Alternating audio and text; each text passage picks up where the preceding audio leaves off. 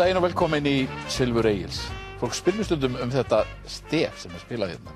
Ég meina sem ekki fyrirspurnir það hvað sé hægt að finna þetta lag, en það ekkert lag, það bara þetta stef sem samið að Barða Guðmundssyni fyrir Silfur Egils sem var á Skjá einum og hefur haldið sér. Þetta gott stef og ég sé ungt fólk sem hefur heyrt þetta einhvern tíma það var litli krakkar vildi fá að hafa þetta lag einhvers staðar, en það sem sagt bara þarna. En við ætlum að vera mikið á vettvangi stjórnmálanna í dag. Það náttúrulega stendur yfir tilraun til stjórnarmyndunar og alls konar hræringar í kringu það við fáum í þáttinn fulltrúa allra flokkana sem eiga menn á þingi. Það kannski mæðir mest á þeim sem eru að reyna að mynda ríkisstjórn, en við skiptum svona dálítið út hérna í þessum þætti og það sem sagt koma allir hingað. Seinni í þættinum fáum við Þórhildi Sunnu Ævarsdóttur úr Pírötum, Ólaf Ísleifsson úr flokki Fólksins, Þorstein Sæmundsson úr Miðflokknum, Lilju Alfreðsdóttir úr Framsóknarflokki. En hérna hjá mér sitja núna Helga Vala Helgadóttir úr Samfylkingu, Ari Trausti Guðmundsson úr Suðurkjördæmi, VG, þar sem gæti farið að gjósa. Já, já. Ertu ekki spenntur? Heldur betur. Ég er spenntur en ekki spældur. Ekki spenntur, já. Þórdís Kolbrún Reykjörð Gylfadóttir, Sjálfstæðisflokki, ferðamála, iðnaðar og viðskiptaráðherra, og Hanna Katrín Friðriksson úr Viðreisn. Sko, hvað segið þið, nú eru þið í flokkunum sem eru að tala saman, hvað segið þið líkurnar á því þessi ríkisstjórn verði? Þórdís.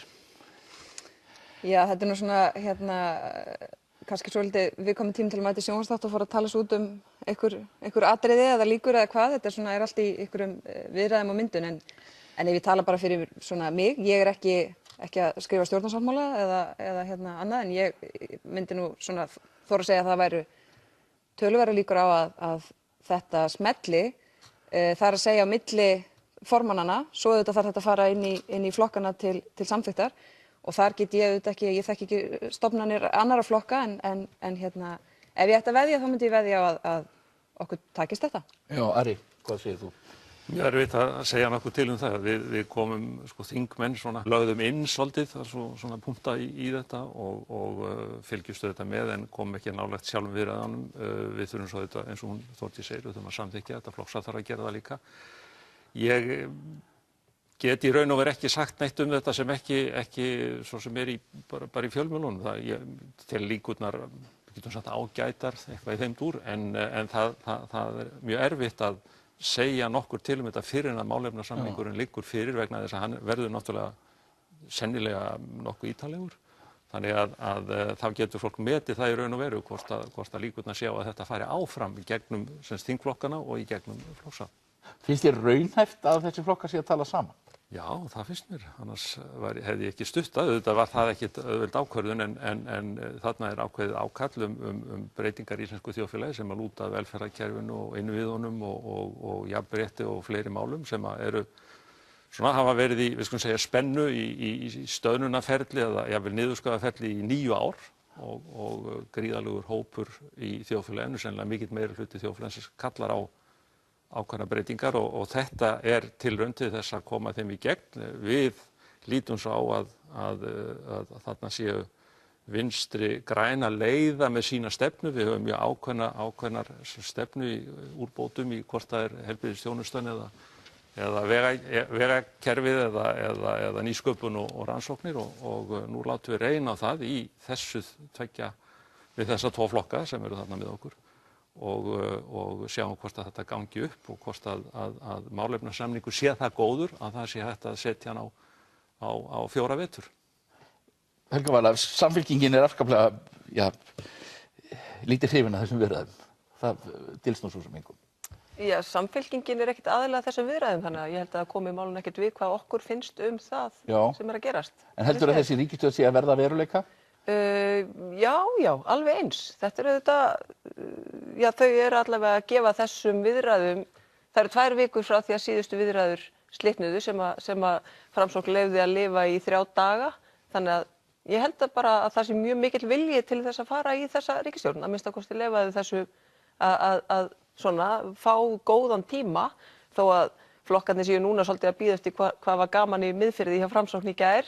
Þau hafa ekkert hist síðan að að það partí byrjaði á miðstjórnarflokki Framsóknar, þá held ég að þetta sé bara verði bara samþykkt og allt gott sko. Mér sýnist þessir flokkar bara vera mjög svona samstíga í þessu, þó að baklandi sé grenjandi pirrað og illt, og þá ég ekki að tala bakland samfylkingar, því að við erum auðvitað ekkert í þessum viðræðum.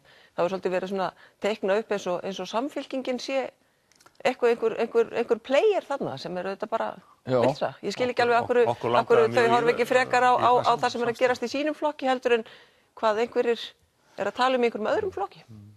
En sko, hvernig heldur þú að Vinstri-grænum myndi reiða af í svona stjórnarsamstarfi?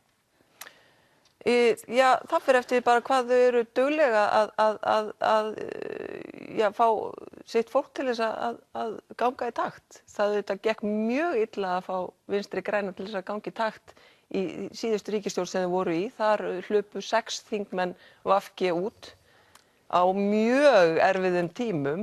Það var gríðarlega mikið verkefni sem að Jóhanna og Steingrímur voru í, og þá voru það 6 þingmenn úr þingflokki VG sem að hlupi burtu þegar á reyndi.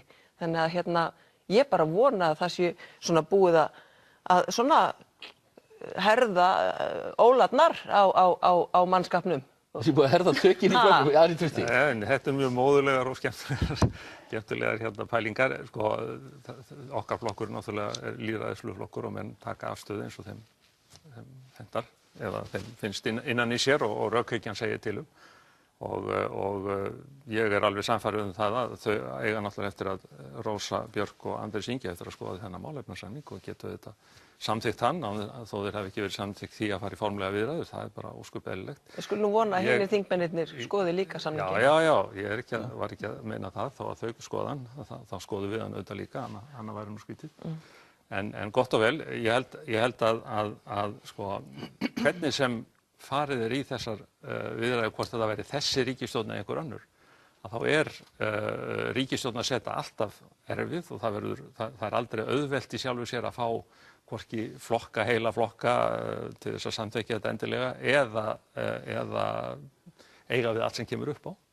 Þannig að ég lít svo á að undir verkstjórn Katrínar og með góðan málefnasamning, með stóran hluta Vinstri-grænna auðvitað bakið þessu, það ekki þannig að þó að baklandi sé að deila eða margir séu reiðir eða sárir, að þá það auðvitað fjarri því að þarna séum einhverja rústun að ræða. Þetta í þokkalegu standi. En þú hefur ekki áhyggjur af því að þarna eru 2 þingmenn og Rósa finnst mér nú vera býsna bara nokkuð herska, hún kemur í fjölmiðla og talar um að hún muni ekki styðja þetta nema og við getum alveg séð fyrir okkur jafnvel að hún fari úr flokkum og ég meina þá strax farið að höggvast í raðirnar af ríkis. Það alveg hárrétt, en ég meina það val hvers og eins að stýra sinni ferð í pólitík og eflaust við höfum misst félaga, við munum missa kjósendur sennilega einhver leyti, en við munum örugglega fá félaga og fá kjósendur út á þetta vegna þess í raun og veru að þá verið að stíla upp á það að það verði, við skulum bara segja, borgað tilbaka það sem af fólki var tekið af ýmsum orsökum í árum saman og nú bara komin tími til þess að snúa við blaðinu og við teljum okkur geta gert það svona og ef við uppskerum vel, nú gott og vel, ef okkur mistekst þá verðum við að hlíta því. Sko það þurfi ekki nema 3 þingmenn að detta fyrir borð. Alveg hárrétt. Þá það farið, þá það gengur. Alveg hárrétt. Það ekki meina það. Nei. Hanna Katrín, þið í Viðreisn hafið verið dálítið duglega að tala um þetta að þarna sé að verða til stjórn þjóðernisíhalds. Þetta hef ég heyrt frá fleiri en einum úr ykkur röðum. Hvað eigið þið við? Og við erum kannski, og bara svo ég byrja á því, svo ég fá nú líka að leggja mitt lóð á vogarskálarnar í spámennskunni, þá held ég að það sem, svo ég tek bara undir með það sem að sagt hefur hér í borðið, ég held þessi tölvöra líkur á því og mikla líkur á því að þessi stjórn verða veruleika og byggja það annars vegar á því að það hafi verið svona tiltölulega mikil rópar viðræðurnar og menn lýst svona ánægju með framgang mála og svo finnst mér líka kannski að þetta hafi verið í spilunum svolítið lengur en menn vilja vera láta, ýmist að vísbendingar um það. Þú meinar að menn hafi verið búnir að tala saman fyrir kosningar? Já, ég held það. Þetta bara það sem ég byggi svona á og bara allt frá síðustu áramót þegar þessir aðilar voru líka að tala saman. Ég meina þetta svona tilraun sem að ýmsa hefur langað til að láta ganga upp. Aha. Og það verið að tala talsmenn hafa rætt ákveðna sögulega sátt sem ég svo áhugavert hugtak í þessu vegna þess að við erum að tala það töluðu flestir flokkar ef ekki allir fyrir ákveðnum verkefnum sem að þyrfti að ráðast í og voru mörguleyti í gangi en það sem að hefur greint á milli leiðina þessu og þar ekki síst hugmyndafræði vinstri og hægri þannig ef menn ætla að ná sátt þar þá sé ég ekki alveg hvernig það gerist þá með því að menn geri það með því að grípa ekki til ákveðna aðgerða og þá það kannski liggur það fyrir að menn munu ná samstöðum eyðslu á peningum en síður öflun þeirra og þá vekur maður ákveðin að ríkisafgangur að þetta sé svona eitthvað konsept aðferðafræði sem gangi upp þegar vel árar en komi niður á okkur þegar fer að kólna í hagkerfinu en ef að þetta sem sagt hinn sögulega sátt þá kannski önnur sátt sem þessi flokkar virðist ná, ég að koma þessum íhaldið, að hinn ásinn sem þá íhald frjálslyndir, þar ná þessi flokkar saman ef merka má framkomu þeirra og það sem að þeir hafa talað fyrir, frekar þetta hægri vinstri, þannig að þar liggur fyrir ákveðin samstæða þessara flokka og þeir flokkar sem mest hafa talað fyrir því að við þurfum hérna ákveðna breytingar til þess að ná svona þessari framtíðarsýn til lengri tíma að brjóta upp ákveðin kerfi sérhagsmuna, svo dæmi sé tekið. Þannig að það það sem að mér líst svona síst vel á að frjálslyndi að verða þarna úti. Þetta kannski viðbrögð við því að Viðreisn og aðrir flokkar hafa náð að höggva í þessa varnarveggi undanfarið og kannski þetta eðlislega viðbrögð við því að herða varnirnar, ég veit það ekki. En mín tilfinning svo að þarna sé hinn sögulega sátt að nást en ekki... Að þetta sé sögulega sátt hvað, kyrrstöðu eða? Já, og ákveðna varnarveggi, já. Hvað heldur þú því? Nei, ég fyrir mér þetta bara svona. Það var kosið fyrir ári síðan og það kom niðurstöður því. Það fór sem fór, það var kosið aftur og við erum með 8 flokka á þingi og kjósendur voru ekkert að gefa stjórnmálamönnum kannski alveg brjálæðislega skýr merki það hvað þeir vildu. Og það að einhverju leyti þá bara kjósendur sem segja það, en það líka verið að segja stjórnmálamönnum þá eitthvað með því. Og þegar að það gagnrýnt að þetta séu þetta eru þetta mjög ólíkir flokkar að mörgu leyti. Það líka auðvitað verið að horfa til þess hvers konar fólk þarna innanborðs, hvernig geta menn unnið saman og svona treysta hvort öðru og annað. Þetta líka ákvörðun það. Þetta ekki bara ákvörðun mál, þetta líka ákvörðun bara svona traust á milli fólks. Að þá finnst mér líka pólitíkin einhverju segja að það sé eitthvað veikleiki að vera með málamiðlanir. Pólitík ekkert annað en málamiðlanir. Ég meina við gerum þessa kröfu út allt í samfélagið að fólk þurfi einhvern veginn að vinna saman og finna flöt og þá verða stjórnmálamenn bara líka að sýna það að þeir geti það.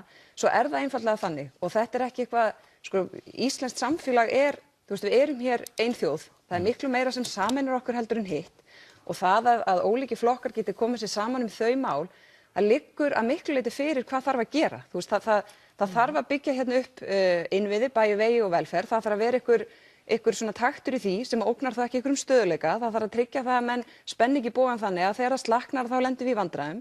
Það þarf að tala við aðila vinnumarkaðarins og leysa það. Það eru alls konar mál sem að liggja fyrir að við þurfum að fara í og mér finnst við bara skulda kjósendur það að sýna það að fólk sem býður svo fram og segist ætla að vinna fyrir almenning.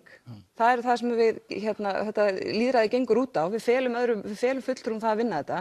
Að við getum sýnt að já, við ætlum að gera það og við ætlum að reyna að vera ekki að kjósa á ársfresti. Og hér verið að gera tilraun til þess og mér finnst þessar viðræður ég sammála Hönnu Katrínu að þetta það ákveðin svona ró yfir þessu og mér finnst það boða gott.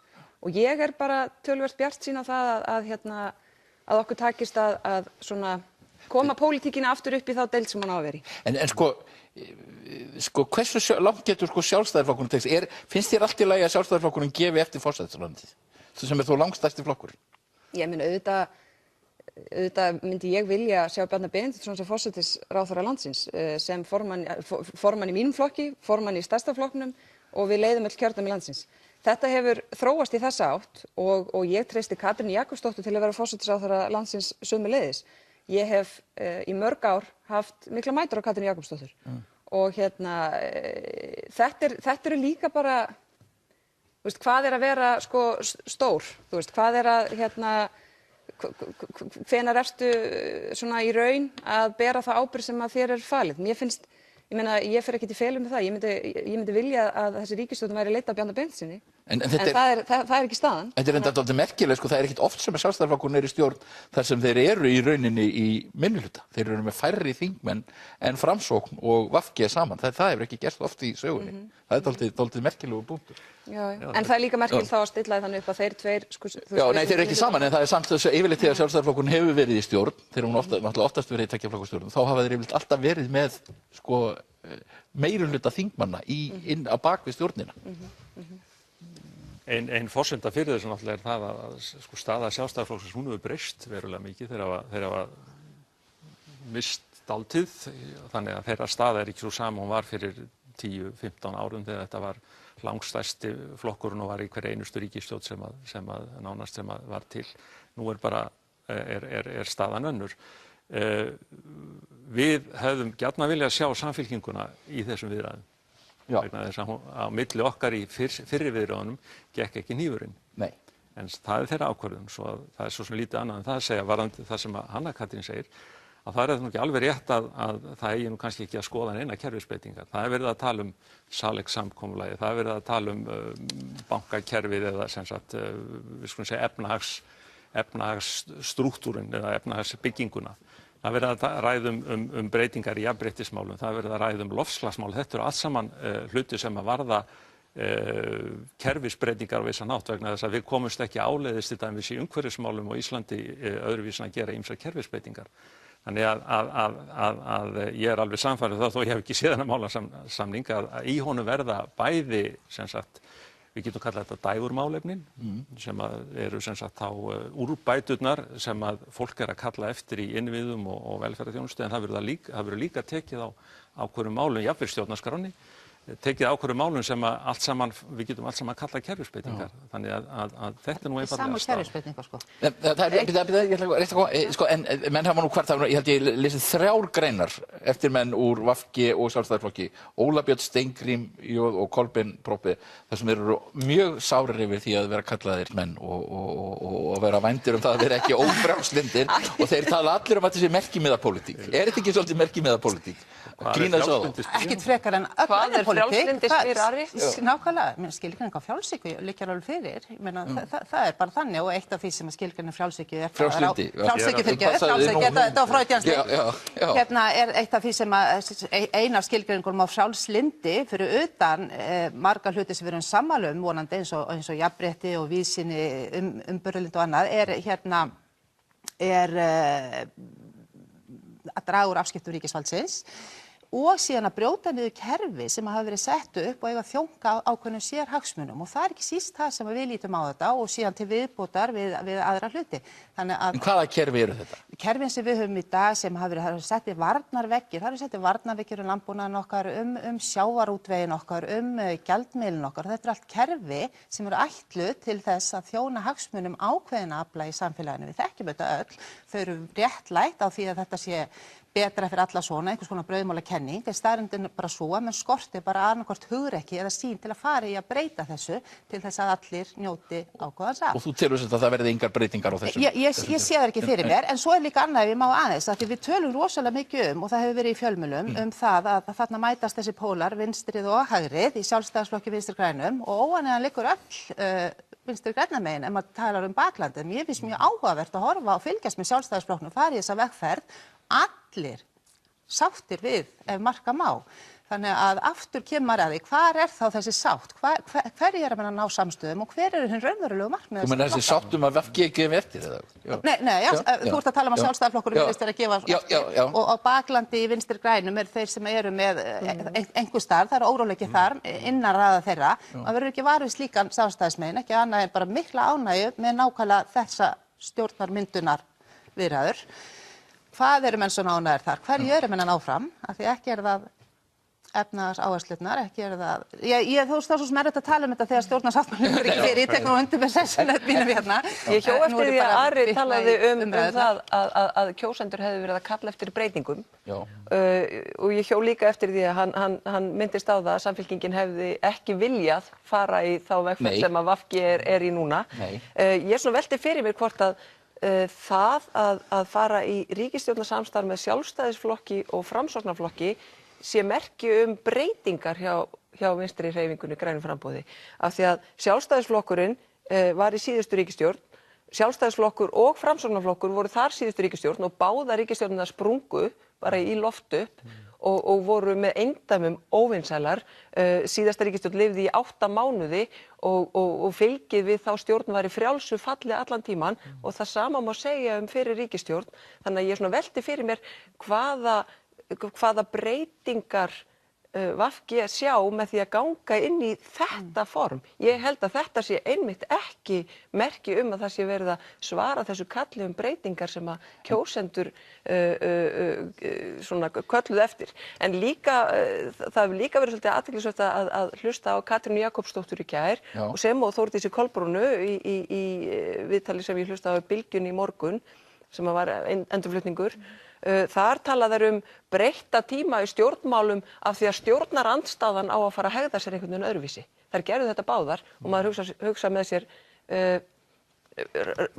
hvernig væri að líta aðeins í eigin barm og hugsa hvernig ætlum við að breyta stjórnmálunum þegar við verðum í meirihluta? Ætlið þið að láta okkur stjórnarandstaðuna algjörlega það að breyta pólitíkinni? Alls ekki. Þetta er svolítið sérstök lína. En af hverju vill Samfylkingin ekki bara fara með í þessa ríkisstjórn? Þú veist, henni stóð til boða að fara með. Já, af því að við erum ekki eingöngu að horfa á völd í landinu. Við erum líka að horfa á siðferði, við erum að horfa á hvað hefur átt sér stað að undanförnu.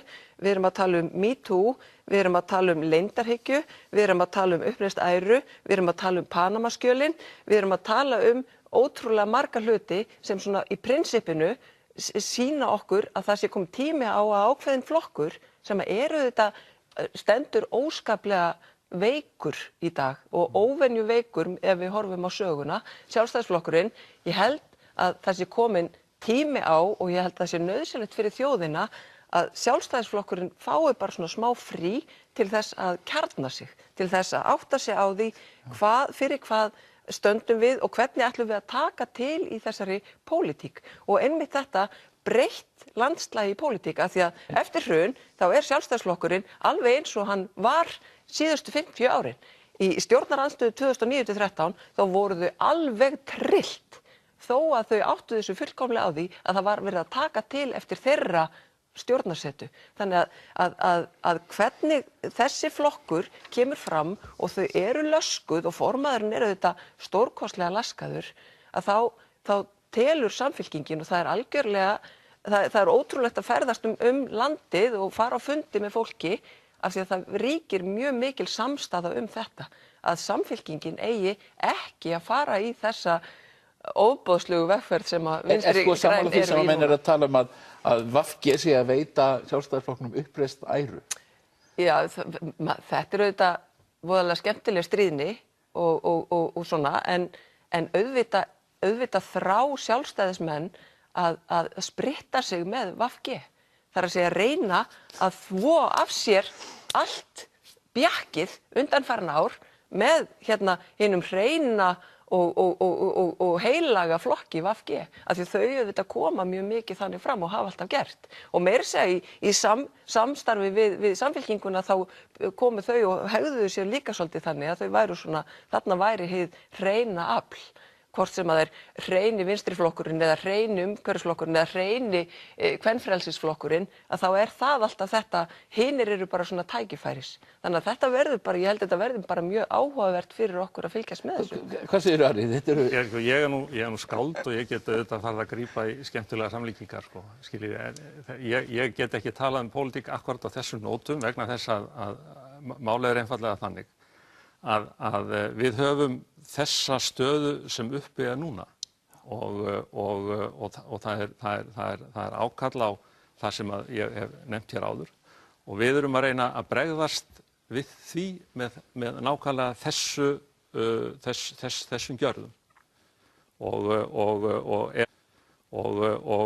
ef að þetta að ræða einhvers konar hvað ég var að segja einhvern uppgjör á vinstri vangnum eða eitthvað slíkt, ég vil benda á það að það var engin flokkur sem að lýsti því yfir að einhver annar væri óstjórntækur, skilja hann ætti að fara í frí, ekki Samfylkingin fyrir kosningar og það gerði það reyndar engin flokkur og það ræddu allir við alla fyrstu umferð hérna formanna og annað slíkt, skiljiði, vegna þess að frammi fyrir þessum 8 flokkum, frammi fyrir stöðunni, frammi fyrir við skulum segja stanslausum nánast niðurskurði, ef við tökum bara heilbrigðiskerfið sem var nú kannski mál málanna. Ef okkur tækist núna að setja í þetta 10, 12, 15 milljarða, svo ég nefni bara eitthvað út í loftið, breyta strúktúrnum á heilbrigðisþjónustunni þannig að það væri farið eftir þeim stórkostlega flottu plönum sem eru til hjá landlækni og hjúkrunarrýmin og annað slíkt. Vilja menn þá kalla það eitthvað hérna sem ekki ætti að gerast eða að það væri einhvers konar rangt stjórnarmynstur ef að þetta tækist. En sko, ég held að allir flokkarnir séu sammála að þetta sé verkefnið. Og eins og hann sagði áðan. Þetta var að lýsa Sjálfstæðisflokknum sem einhvern veginn bara ósnertanlegur. Já, ég meina, sko, saga allra flokka á Íslandi skjöldótt. Misskjöldótt, svo ég taki það nú fram og menn það ólíkt í hvaða flokki þú hvernig þú lítur á menn töluðum að Steingrímur og Co. væri að fremja landráð með Icesave og þið þekkið þessu umræðu og ef að þetta ætti að ganga þannig til að það var ekki hægt að mynda ríkisstjórn nema með ákveðnum flokkum þá verða menn að gera það og ákveða fyrir kosningar og lýsa því yfir að svona á stjórnarmunstur að verða og kjósi það og þetta og þetta og þetta erum við sammála og kjósið okkur þannig. En það væri líka ein leið að hlusta bara á það hvað kjósendur að... Ég held að Sjálfstæðisflokkurinn verði aðeins að fá að svara fyrir sig. Já, sko, það er líka ein leið að bara hlusta á það hvernig kjósendur að kjósa. Ég meina, Samfylkingin getur talið sig vera hér að tala fyrir hönd þjóðarinnar en það einfaldlega þannig að Sjálfstæðisflokkurinn samt áfram stærsti flokkurinn í landinu. Og ég ekki þar með að segja að Sjálfstæðisflokkurinn ráða öllu og halda áfram að einhvern veginn. Ég meina, við erum með fyrsta þingmann í öllum kjördæmum landsins. Þannig að sama hvað einhver annar stjórnmálaflokkur segir einhver þurfa að fá frí, það eru kjósendur sem ráða því. Að það þurfa að spritta ykkur? Já, það þarf ekki að, ég bara fín sko, það þarf ekki að spritta mig eða mína félaga held ég. Mér finnst bara, sko, við kjósendur segja hvert atkvæði eitt atkvæði sko, út úr því kemur þessi niðurstaða og við erum með fyrsta þingmann í öllum kjördæmum, við erum áfram stærsti flokkurinn í landinu þannig að þó að sko einhverjum öðrum stjórnmálaflokki finnist þeir tala fyrir hönd þjóðarinnar og að Sjálfstæðisflokkurinn þurfa að fá frí, já kjósendum finnst það ekki sko. menn líkamnast ekki í næsta flokki þegar þeir fara að vinna með honum sko. Þetta bara hugsun sem er mjög fjarri mér þegar kemur að rökhyggju sem ég vil láta gilda í pólitík. En auðvitað væri líka breyting á svona hinu pólitíska sviði þegar að Vinstri grænir og Sjálfstæðisflokkur og Framsókn mynda ríkisstjórn. Það er breyting. En fyrir mér er hún bara fín sko.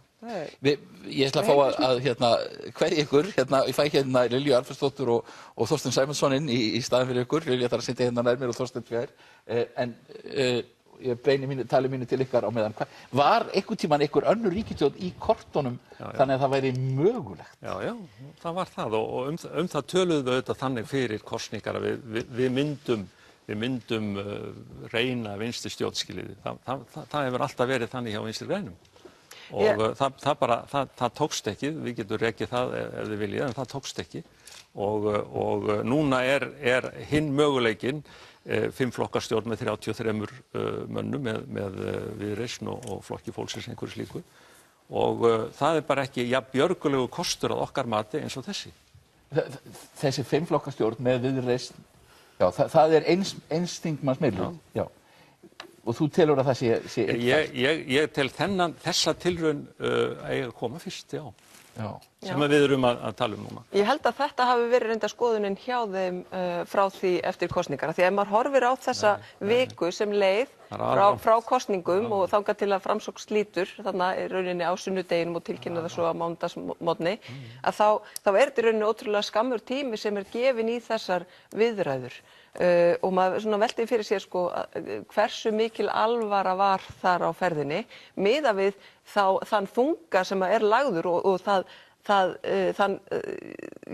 effort sem er sett í þessar viðræður. Og maður fann það svolítið svona á föstudaginn í fréttum og fimmtudagskvöldið að þá er greinilega, þetta er orðið þyngra, auðvitað er það þyngra fyrir Katrínu með sitt bakland sem er svona orðið svona mjög órólegt, svo vægt sér til orðatekið, en maður finnur það líka bara á stemningunni í svona sjónvarpsviðtölunum að hún er orðin aðeins mattari en hún var í byrjun vikunar.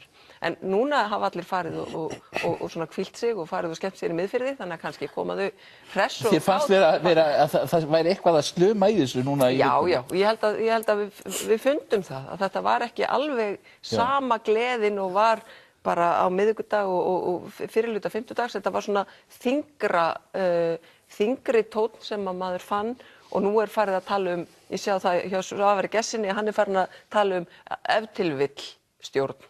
Þegar hann er farin að bæta ef til vill fyrir framan að þá svona... En sem sagt annar stjórnarmöguleiki fyrir hendi? Já, algjörlega. Og það er auðvitað búið að benda Katrínu á það. Hvaða stjórn er það? Já, við erum að tala þessa 4 flokka og Viðreisn sem eru þá með 35. Eru það þá að tala Flokk fólksins?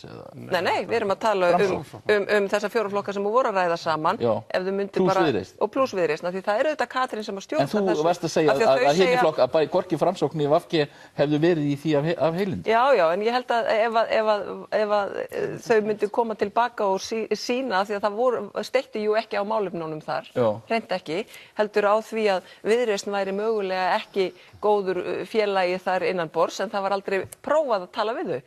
Logi kemur svo með Viðreisn til viðræðina við Katrínu eftir að upp úr slitnaði til þess að svona kynna þær, Þorgerði, Katrínu og Katrínu. Hér er þessi voðalegi flokkur sem að þið viljið ekki hafa með, viljið þið prófa að tala saman. Hvað segir þú, Freyja? Það er ágætt að afgreiða þetta fyrst. Var ekki hægt að mynda þessa ríkisstjórn? Nei, ég held að við erum fyrst auðvitað að líta á þessi kosninga, bara hvað þessar kosningar eru að segja okkur. Þessar kosningar eru að segja okkur það að menn eru að kalla eftir ákveðinni breidd í íslenskum stjórnmálum.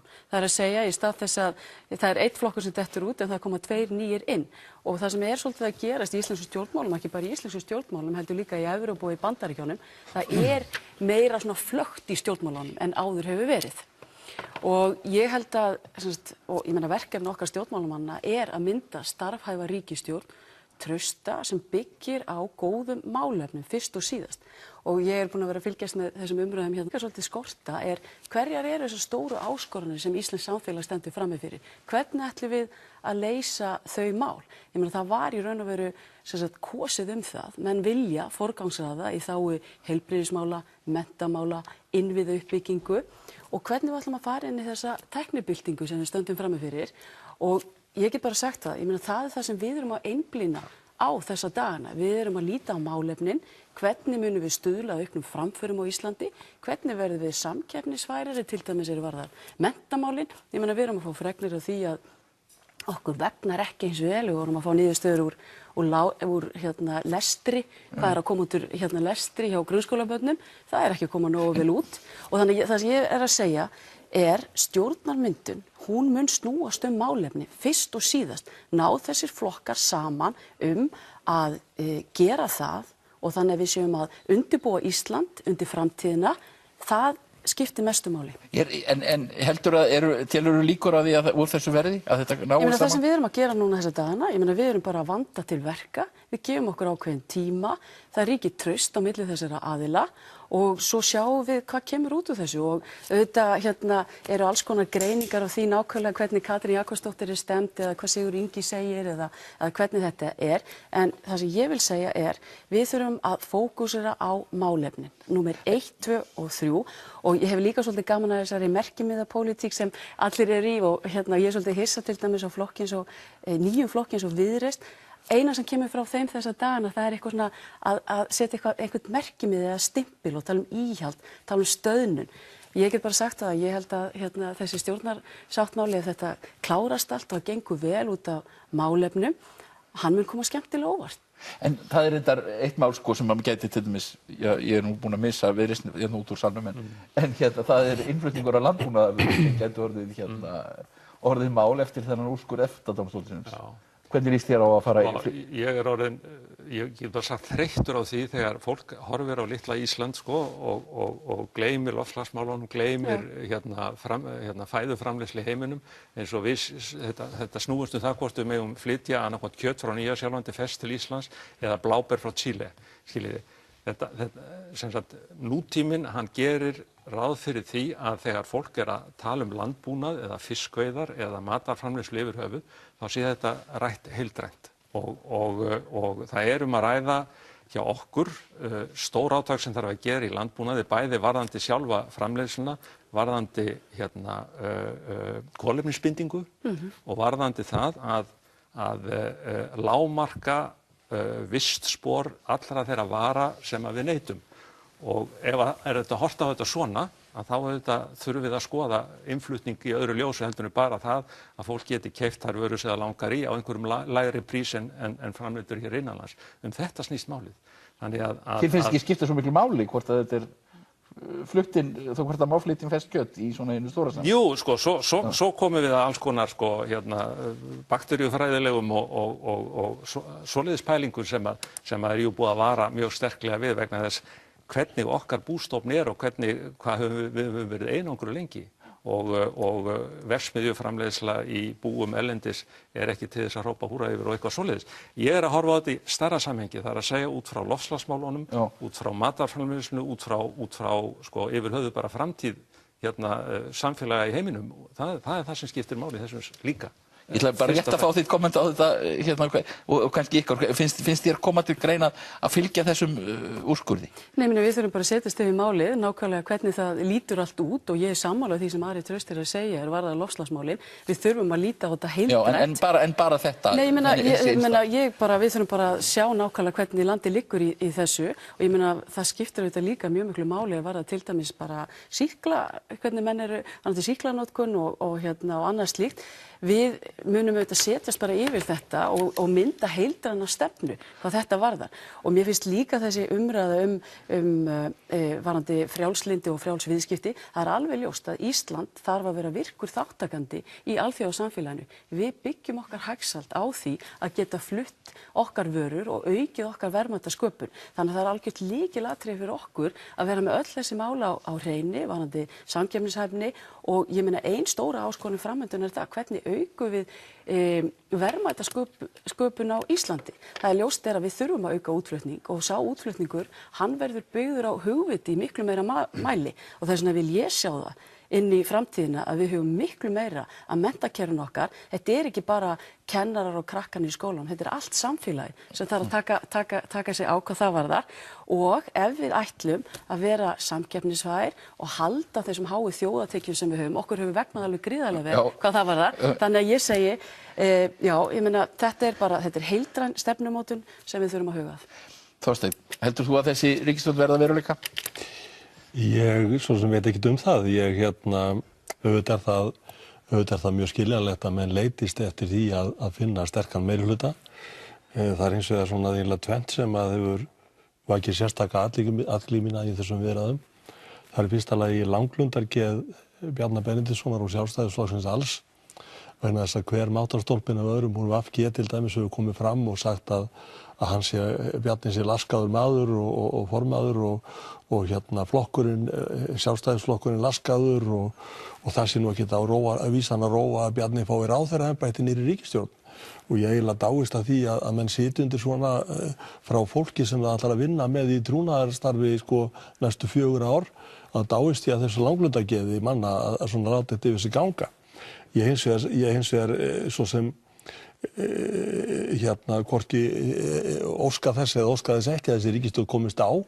Það hins vegar eitt sem ég vek athygli á, hún virðist þegar vera búin að missa 2 menn úr meirihluta áður en hún stofnuð.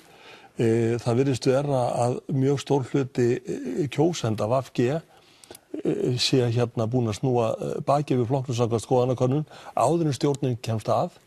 Nú sirka 10% af kjósendum Framsóknarflokksins á sama tíma og sama hátt og þeir eru nú í sögulegu lágmarki núna þessa dagana. Það gekk samt vel hjá þér. Og hérna þannig að eins og maður segir þessi sterka stjórn sem menn að tala ég veit ekki alveg svona hversu sterk hún reynist þegar til kastana kemur. Það líka annað. Ég ekkert endilega viss við þessar kringumstæður að menn eigi að laða að sem sagt mestu andstæður í íslenskum stjórnmálum í því augnamiði að ná árangri. Það eru líklegri kostir fyrir hendi þar sem að svona hjörtum manna slá meir í takt. Og hérna ég tel með sama fjölda þingmanna þar sem að ég veit ekki til að neitt ennþá hafi skorast úr leik. Þannig að þar líka möguleiki sem náttúrulega kannaður en eigum við ekki að sjá bara hvað kemur út úr. Hvaða stjórn ertu að tala um þá? Þá er ég að tala um DMFB. Sem sagt, Sjálfstæðisflokkinn, Miðflokkinn, Framsóknarflokkinn og Flokk fólksins.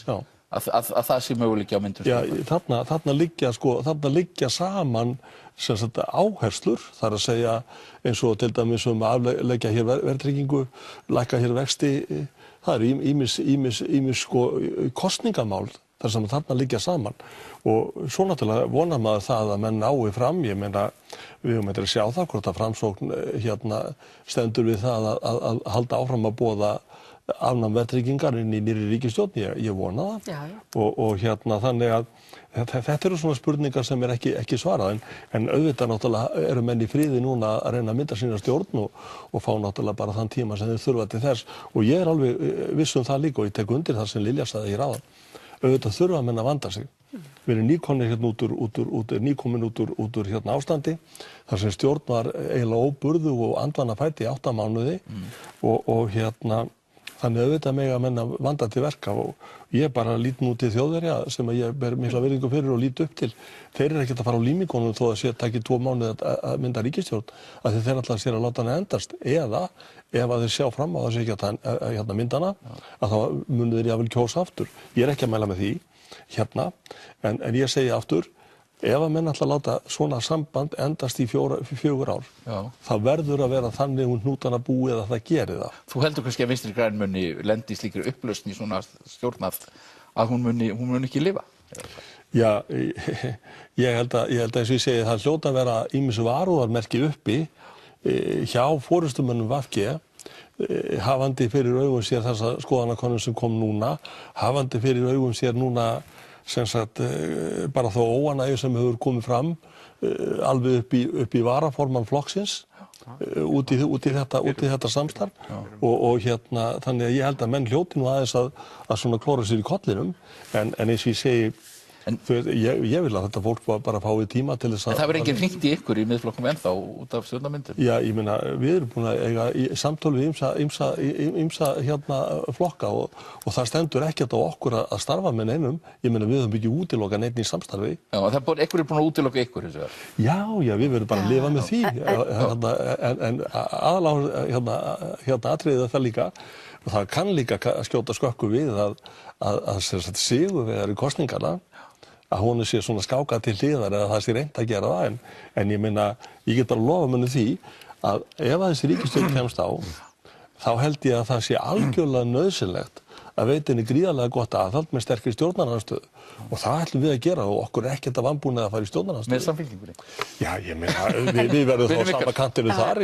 En ég held að þetta snúist líka það fólk verður að hafa trú á því sem það er að gera. Ég meina, nú er verið að gera drög að stjórnarsáttmála og það er verið að einblína á mjög góð og mikilvæg verkefni fyrir íslenskt samfélag og ég held líka að það þýðir ekki að vera að láta skoðanakannanir endalaust hafa áhrif á sig. Ég bara minni á það, við vorum ekki að mælast inni hérna í Reykjavík í aðdraganda kosningana, en það þýðir ekkert að hugsa þannig eða fipast, menn verða bara að halda áfram ef menn hafa trú á því sem þeir eru að gera, telja þessi að vinna að framfara málum og eru svona að horfa á þau, þá skiptir það þetta mestu máli en ekki hvað gerist tímabundið í skoðanakönnunum eða annað slíkt vegna þess að það eru mjög spennandi tímar í vændum, það eru áhugaverðar áskoranir sem við stöndum frammi fyrir og það er auðvitað það sem við eigum að einblína á og það er í ýmis tækifæri, við erum að tala fyrir endurskipulagningu hérna fjármálakerfisins, það þarf að gera það. Hægt að gera það með Sjálfstæðisflokknum?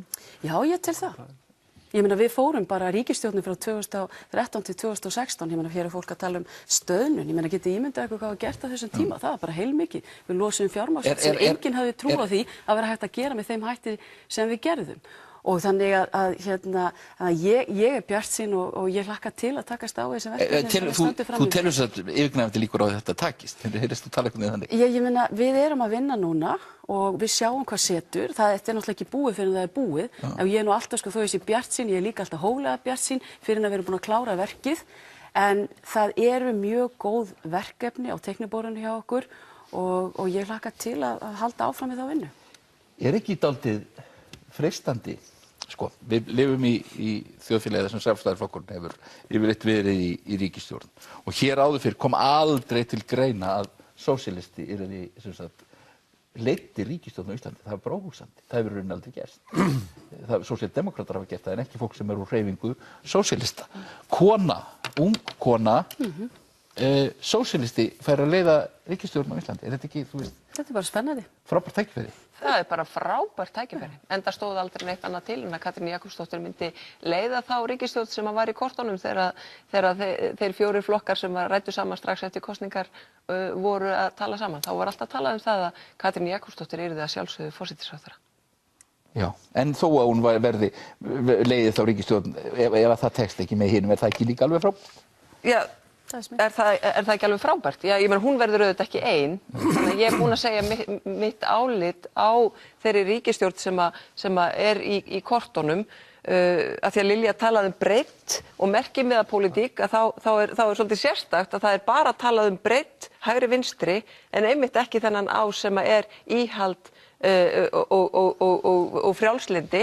Ef að maður minnist á það, þá er það merkimiðapólitík og þetta er svolítið athyglisvert að Lilja og Steingrímur og Óli Björn, þau mynda svona þennan þríhyrning með það flagg að þetta sé merkimiðapólitík að maður talar eitthvað annað en hægri vinstri eða frjálslyndi bíða eftir því að sjá hvað kemur út úr þessu áður en menn fari að merkja þetta íhald eða hvað ef við hlustum á marga, það er mjög merkilegt að það er allir mjög mikla fyrirfram skoðanir á málefnasamningum og á vinnubrögðunum, á hugsanlegu trausti. En þingmenn VG höfðu nú mjög miklar skoðanir á Sjálfstæðisflokknum fyrir kosningar. Alveg gríðarlega miklar, þó að þeir væru ekkert búin að setjast niður með þeim. Og höfum það enn. Ég ætla bara að benda á það að það er sagt að það séu margir sem að séu mjög óánægðir, en það eru líka margir máttastólpanir sem þú kallar á, sem eru ánægðir. Og þetta er fyrrverandi varaformaður sem varst að minnast á, Björn Valur, en aðalmálið er þetta. Hann er mjög.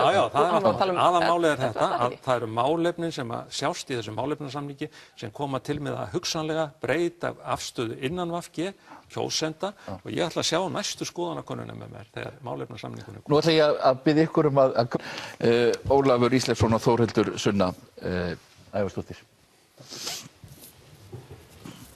En var ekki gaman hjá Framsóknarflokknum í Miðfirði? Jú, það var mjög skemmtilegt. Já. Laugarbakka. Myndir þú geta unnið með Miðflokknum? Ég? Já, ég meina við hefum sagt að við útilokkum ekki neitt flokk og það er bara ekki boðið í íslensku stjórnmálum að útiloka vegna þess að hér eru 8 flokkar sem voru kjörnir á þing. Já. Og það er bara, það bara virkar ekki á mínu mati. Ég ætla að spyrja ykkur. Þið eru komin hérna í lok þáttar. Ég misti tíman aðeins úr höndunum og vitlaus glukkan hérna sem var árvokk í miður. Hvernig líst ykkur á þessa stjórnarmyndun? Haldið þið að hún verði, Ólafur? Það er svona komið ákveð eggjarhljóð í menn, heyrist manni. Þannig að, en auðvitað er þetta ekki búið fyrir það búið eins og varaformaður Framsóknarflokksins er búinn að útskýra hér. Þetta er auðvitað mjög söguleg tíðindi ef að leiðtogi íslenskra sósíalista verður leiddur hérna í stól forsætisráðherra í umboði Sjálfstæðisflokksins sérstaklega. Já. En það er auðvitað mjög glæsilegur ungur stjórnmálamaður sem þar er á ferð. En þetta eru náttúrulega spennandi tímar og ég get fullvissað það að málefnasáttmáli þessar ríkisstjórnar verður lesin mjög gaumgæfilega. Ef að þessi ríkisstjórn verður mynduð þá get ég sagt það að Við munum að sjálfsögðu styðja hana til góðra verka en eins og aðra ríkisstjórnir þá þarf hún auðvitað á öflugri stjórnarandstöðu að halda og okkur ekkert að vanbúnaði að sinna því þýðingarmikla hlutverki í lýðræðisríki. Hvernig líst þér á þessa ríkisstjórn ef hún verður til? Hvernig líst mér á hana? Já. Ég hef svolítið áhyggjur af henni. Já. Það verður að segjast. Aðalega vegna þeirra ástæðana fyrir því af hverju við kusum núna. Yfirhylmingu í höfum háttmálinu sem að flestir ættu nú að kannast ágætlega við núorðið og mér finnst skrítið að ætla enn eina ferðina að leiða flokkinn til valda sem sprengir ríkisstjórn út af slælegum vinnubrögðum og valdníðslu og yfirhylmingu og leyndarhyggju. Mér finnst þetta svolítið svona, ef ég ætti að taka líkingarnar á þetta, þá Sjálfstæðisflokkurinn svolítið svo ofdekraður unglingur sem maður lærir ekkert að haga sér fyrir maður tekur af honum vasapenninginn.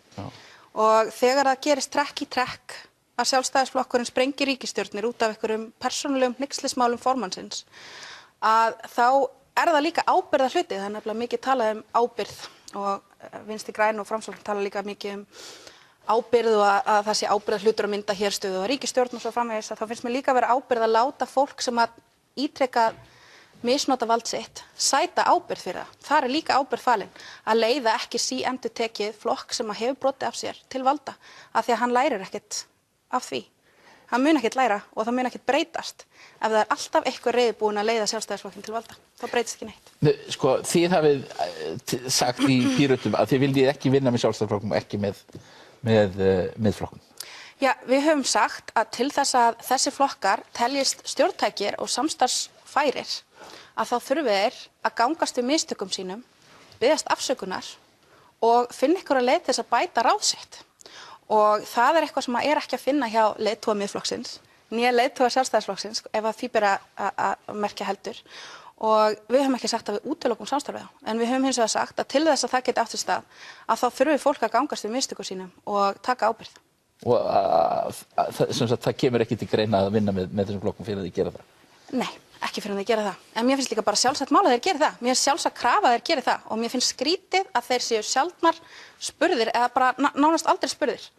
Hvenær þeir ætla að taka ábyrgð og hvers vegna þeir gera það ekki. Sérðu ykkur aðra ríkisstjórn í kortunum? Já, ég meina við í Pírötum og við Reisn og Samfylkingin buðum til dæmis upp á mjög frjálslyndan kost fyrir Framsókn og Vinstri græna til þess að ganga í. Og við teljum það vera bara mjög raunhæfan valkost. Það sé þetta byggja ríkisstjórn í kringum ykkur, en flokk fólksins? Má ég kannski aðeins koma inn í þetta? Mér finnst það stundum ekkert merkjum ákveðið frjálslyndi að vera endalaust að útiloka fólk. Ég bara að vera að segja það. Og eins og staðan í íslensku stjórnmálum og ekki bara hér, þá hún flókin. Menn þurfa að hugsa út fyrir boxið og eina leiðin fram á við, og ég þreytist ekki að ítreka það verður að finna sátt ákveðin málefni. En Lilja, ég var ekki að útiloka neitt, ég var að segja að þetta eru skilyrðin fyrir því að það sé hægt að vinna með þessum flokkum. Ég er samt að segja vegna þess að það voru 8 flokkar kosnir og þeim var fjölgað á Alþingi Íslendinga en ekki fækkað. Þannig menn voru ekki að biðja endilega skýrari línur. Kjósendur eru að biðja okkur að mynda starfhæfa ríkisstjórn framfara mál. Það eru skilaboðin. Á formaður ykkar og Sjálfstæðisflokksins að biðjast afsökunar?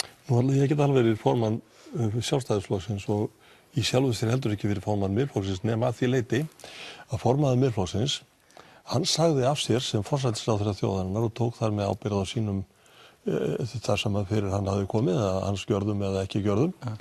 Og ég held að engin maður á Íslandi sem ég þekki hafi tekið jafn rækilega ábyrgð á sjálfum sér eins og sá ágæti maður, Sigmundur Davíð. Síðan getum við sagt það að hann núna búinn að fá mjög stóra traustsyfirlýsingu frá 11% þjóðarinnar þegar hann býður svona kraftar sína aftur. Og flokkurinn okkar sem sagt á glæsilegustu innkomu nokkurs nýliða í sögunni. Þannig að það segir kannski töluvert hug kjósenda til þessa ágæta einstaklings. Enda er það líka, það er bara, íslenskt þjóðfélag, það er bara rosalega vel mannað að það getur ekki nota krafta manns eins og Sigmundur Davíðs, það er bara svoleiðis. Er ykkur að tala við ykkur ríkisstjórnarmyndun, Ólafur? Það er nú ekki mikið borið á því. Nei.